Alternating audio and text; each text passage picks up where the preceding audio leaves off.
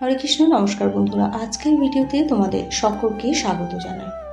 আজ আমি রামনবমী নিয়ে কথা বলব। রামনবমী চৈত্র মাসের শুক্লপক্ষের নবমী তিথিতে পালন করা হয়ে থাকে। 26শে মার্চ বৃহস্পতিবার সকাল 11:50 শুরু হয়ে 27শে মার্চ শুক্রবার 10:07 অবধি থাকবে।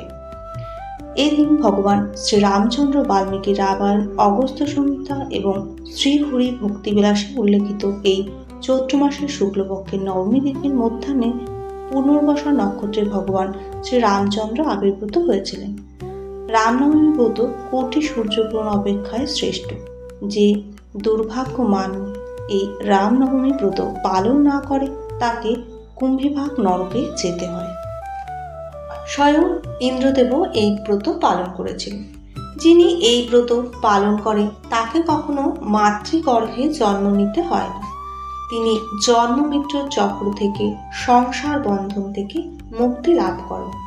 এই তিথিতে যদি কেউ ভক্তি সহকারে শ্রীরামচন্দ্রের সেবা করে, তাকে সন্তুষ্ট করেন, তাহলে ভববন্ধন থেকে সে মুক্তি হয়, এতে কোনো সন্দেহ নেই।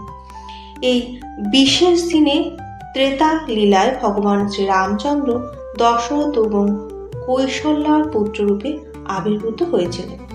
এর 2 ঘন্টা পর কৈকের গর্ভ থেকে ভরত এবং 2 দিন পর সুমিত্রার গর্ভ থেকে লক্ষ্মণ এবং শত্রুঘ্ন আবির্ভূত হন। এই 4 জনই বিষ্ণুতত্ত্ব কৃষ্ণের অবতার, অর্থাৎ মহাবিষ্ণু নিজেকে 4 অংশে বিভক্ত করে অবতীর্ণ হয়েছিলেন। তিনি সূর্যবংশে আবির্ভূত হয়েছিলেন।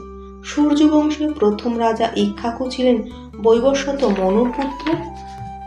সেই বংশের অন্যতম রাজা খটাঙ্গ মহারাজ, তার পুত্র দীর্ঘবাহু, আবার তার পুত্র রঘু, তার পুত্র অজ, তার পুত্র দশরথ মর্যাদা পুরুষোত্তম ভগবান শ্রীরামচন্দ্রের পিতা। অনেকে দুর্ভাগ্যবশত তাকে মানুষ ভাবে বসেন, কিন্তু তারা ভুল ভাবেন। তারা ভাবেন রামচন্দ্র একজন সাধারণ মানুষ, কিন্তু তিনি মহামানব, মহাপুরুষ। কিন্তু তিনি ভগবান নারায়ণ এবং বিষ্ণুতত্ত্ব এটিকে জানেন না। সেটি বাল্মীকি রামায়ণ এবং ভগবত মহাপুরাণে উল্লেখিত রয়েছে। ভগবান মহাবিষ্ণু নিজেকে 4 অংশে বিভক্ত করেছিলেন। রাম, লক্ষ্মণ, ভরত, শত্রুঘ্ন, এই 4টি রূপে তিনি অবতীর্ণ হয়েছিলেন। একবার রাজা দশরথ ভীষণ চিন্তিত হয়েছিলেন যে কিভাবে পুত্র সন্তান লাভ হবে। তখন মন্ত্রীকে সে জানালো।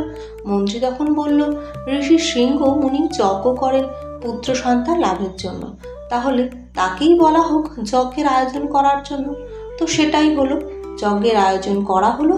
পুরো অযোধ্যাবাসীকে নিমন্ত্রণ করা হলো। ঋষি শৃঙ্গ মুনিকে আনা হলো। তিনি অথর্বমন্ত্র উচ্চারণ করে সেই পুত্র লাভের যজ্ঞ করেছিলেন। সেই যজ্ঞে ব্রহ্মা, ইন্দ্র, সকল দেবতা, সিদ্ধ, চানুর, গন্ধর্বরাও উপস্থিত হয়েছিলেন। অনেক দান ধ্যানও হলো ওখানে। সেখানে ব্রহ্মা দেখলেন গরুড়ের পিঠে চড়ে শঙ্খচক্র গদাপদ্মধারী ব্রহ্মা সকল দেবতা এসেছেন। রাজা দশরথের পুত্রবে তার 3 রানীর গর্ভে নিজেকে 4 অংশে বিভক্ত করে আবির্ভূত হব তিনি সেটি বললেন। তিনি বললেন আরো 11,000 বছর সেই অযোধ্যায় তিনি শাসন করবেন, রাবণ বধ করবেন, জগতের কল্যাণ করবেন, তিনি শান্তি প্রতিষ্ঠাতা করবেন। তার এই লীলায় অংশ করা হোক। ব্রহ্মা হলো জাম্বুবান, ইন্দ্র বলি রূপে, সূর্যদেব সুগ্রীব রূপে, বিশ্বকর্মা নল রূপে, অর্থাৎ নল ছিলেন রাম সেতুর সিভিল ইঞ্জিনিয়ার। সেই যজ্ঞবেদী থেকে এক বিষ্ণুদূত 1 বাটি পায়েস দশরথের হাতে দিলেন। দশরথ তা 3 রানীকে সমান ভাগে ভাগ করে দিলেন। রামের আবির্ভাবে দশরথ অত্যন্ত আনন্দিত হয়েছিলেন। পুরো অযোধ্যাবাসীকে তিনি নিমন্ত্রণ করলেন, দান করলেন। রাম মানেই হলো আনন্দদায়, তাই দশরথের আনন্দ আর ধরে না। পুরো অযোধ্যাবাসীরা আনন্দয় মেতে উঠলেন। আপনারা কিভাবে পুজো করবেন তা হলো, ব্রহ্মমুহূর্তে আপনারা শয্যা ত্যাগ করে, প্রাতঃ স্নান করে, সকালে মঙ্গল আরতি, অধিক নাম জপ, কমপক্ষে দুপুর 12টা পর্যন্ত আপনারা উপবাস থাকতে পারেন। আবার কেউ সারাদিনও উপবাস থাকতে পারেন। রামচন্দ্রের প্রণাম মন্ত্র হলো, রামায় রামভদ্র রামচন্দ্রায় বেধসে রঘুনাথায় নাথায় সীতায় পতয়ে নমঃ। ভিডিওটি এখানে শেষ করলাম। ভালো লাগলে অবশ্যই কমেন্টের মাধ্যমে জানাবেন। লাইক, শেয়ার, সাবস্ক্রাইব করে পাশে থাকবেন। আপনারা সবাই ভালো থাকুন, সুস্থ থাকুন।